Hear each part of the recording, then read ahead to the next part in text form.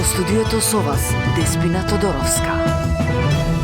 Добар ден и ви благодарам за вниманието. Адвокатот на Љупчо Палевски, прво обвинет за убиствата на Вања и Панче, побара тој да биде ослободен од вина. На денешното ручиште за завршни зборови тој тврди дека досега обвинителите не успеале да ја докажат неговата вина. Предлагам обвинетиот Љупчо Палевски да се ослободи од вина, бидејќи според обвинителниот акт не е јасно какви действија превземал. Околу целата постапка ниту превземал одредени действија кои му се ставија на товар со другите обвинети, а ниту поттикнал, ниту наведувал другите обвинети да сторат нешто. Иако истрагата не беше почната, пресудата беше донесена, а медиумите истото го пренесуваа без пресумпција на невиност. Јавноста креираше јавно мислење со предвремена пресуда за обвинетиот. Обвинителството не докажа ниту разумно сомневање, ниту докажа тоа што му се става на товар на Љупчо Палевски, рече адвокатот Страшевски, додавајќи дека обвинителниот акт е непрецизен и паушален. Обвинителството уште 10 години да се труди да ги докажува нивните тези не може да ги докаже, бидејќи на сите им стана јасно дека обвинетиот Љупчо Палевски не ги сторил убиствата. Палевски е обвинет со обвинителен акт со само 17 докази, а нема ниту еден конкретен доказ што ја докажува неговата вина која му се става на товар. Докази во овој судски процес не постојат, додаде тој. Со завршните зборови на првообвинетиот, судењето за убиствата на Вања и Панче се ближи кон крајот, па наскоро се очекува да биде изречена и пресудата. Денешното рочиште е се уште во тека, детали пренесуваме и во следното информативно издание. На јавна седница во апелација утро во екс-директорот на онкологија Нино Васев побара укинување на куќниот притвор. На посебна седница во текот на денот истото ќе го побара и поранешниот организацијски директор Нухи. Двајцата се обвинети во предметот онкологија за несовесно работење и загрозување на здравјето на пациентите. Зоран Јаневски проследи седницата.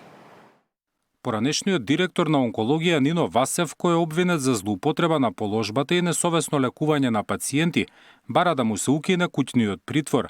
Денеска пред советот тројца апелациони судии рече дека очекува фер судење, а побара и укинување на домашниот притвор кој пред еден месец му го одреди кривичниот суд. Бараме честно судење, барам достапност да одам во суд, значи сакаме да се браниме во постапката, изјави пред тројцата апелациони судии Нино Васев. Укинување на мерката домашен притвор Васев бара и преку својот адвокат. Одбраната пред судиите истакна дека тој во текот на целата постапка активно соработувал со институциите, а како што рече адвокатот Никола Ставрев, се појавил и на расправа во собранието по откривање на случајот за, како што рече, Васев да го обели својот образ. Тврди дека неговиот клиент нема да побегне, бидејќи и досега бил достапен за органите на прогонот, бил ситуиран, а имал и статус во општеството. Ваквите тврдења се неприфатливи за обвинителството. Бараат домашниот да му биде заменет со ефективен притвор. Известно било дека Васев ќе биде осуден, па постоела опасност од бегство или криење. Одземената патна исправа не била доволна гаранција дека тој од домашен притвор не може да излезе од државата, бидејќи, како што рече јавната обвинителка Фатиме Фетаи, постоеле граници кои се менуваат и со лична карта.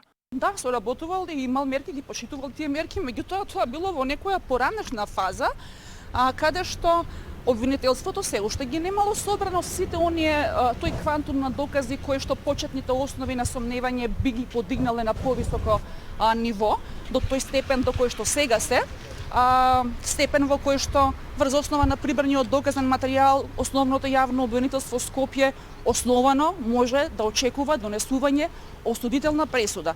Колку што е поизвестно соочувањето со можноста од осуда на ефективна казна затвор, така и се зголемува опасноста од бегство.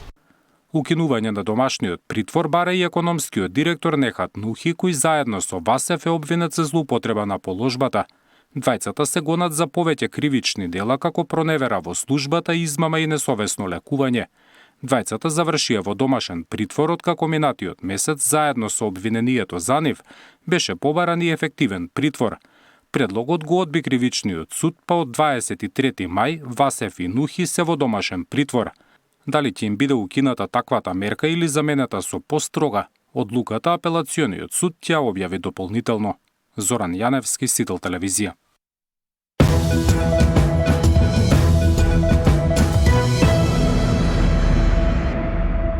ВМРО ДПМН денеска реагира на вчерашниот инцидент во Советот на општина Кучани и бараат советникот на Филипче во Кучани да си поднесе оставка. СДС и Венко Филипче се впуштија во реализација на сценарио за негов спас и за дефокус на македонската јавност. Инцидентот во Советот на општина Кучани, каде советник на СДС повреди општинска службеничка, не е случаен. Вчерашното насилство на советникот на Венко Филипче е дел од сценарио кое самиот Филипче го има направено пред месец дена во Дубај на средба со Зоран Заев. СДС и Венко Филипче не знаат како да се справуваат со ситуациите, па затоа секогаш кога се во тесно, прибегнуваат кон креирање инциденти и општ хаос. Откако со лаги и манипулации се обидоа да ја злоупотреба трагедијата за бедни политички поени, сега СДС и Венко Филипче сакаат да направат хаос во Кучани. Но тоа нема да им успее. Јавноста јасно гледа дека ова се последните обиди за спас на политичката кариера на Филипче и нема да наседнат на нивните провокации и сценарија преку насилство и создавање на хаос, стои во писменото соопштение ова утро испратено од владеачката ВМРО ДПМН. Од СДСМ пак го осудија инцидентот во Кучани, за кој сметаат дека е сценарио на ВМРО ДПМН.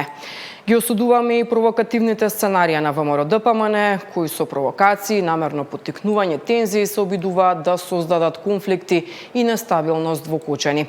СДСМ целосно се оградува од постапките на советникот, кој потенцираме дека не станува збор за наш член, туку коалицијски партнер. Факт е дека советниците на ВМРО ДПМН постојано провоцираат за време на седниците на Советот на општина Кучани. Сценариото на неколку седници наназад вклучуваше навреди на етничка, верска и лична основа, погрдни зборови упатени не само кон поединци, туку и кон целата ромска заедница. Советникот Васе Алексов од редовите на ВМРО ДПМН беше најгласен во навредите и погрдните зборови и тоа го знаат сите советници. На Кучани, на семејствата на повредените, на починатите, никому ова не му е потребно освен на ВМРО ДПМН.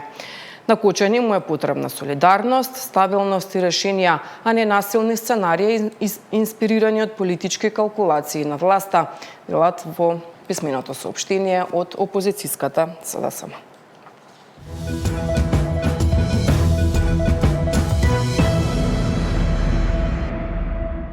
Во тешка сообраќајна несреќа синоќа во Охрид загина 44 годишна охриѓанка, а уште едно лице е тешко повредено. Несреќата се случи на булеварот Туристичка околу 22 часот и 30 минути на кружниот тек кај мини-маркет, кога од засега непознати причини патнички автомобил Голф со охридски регистарски таблички со голема брзина изгубил контрола, поминал преку кружниот тек, ја поробил заштитната ограда и излетал од коловозот на спротивната страна од Туристичка, каде ги прегазил двете лица кои се движеле во зона за пешаци, односно на тротоар. Настраданите веднаш биле префрлени во болницата Свети Еразмо, каде била констатирана смрт кај 44 годишната жена, а мажот имал тешки повреди, но надвор од животна опасност. Оттаму потврдуваат дека тој утрово е пуштен на домашно лекување.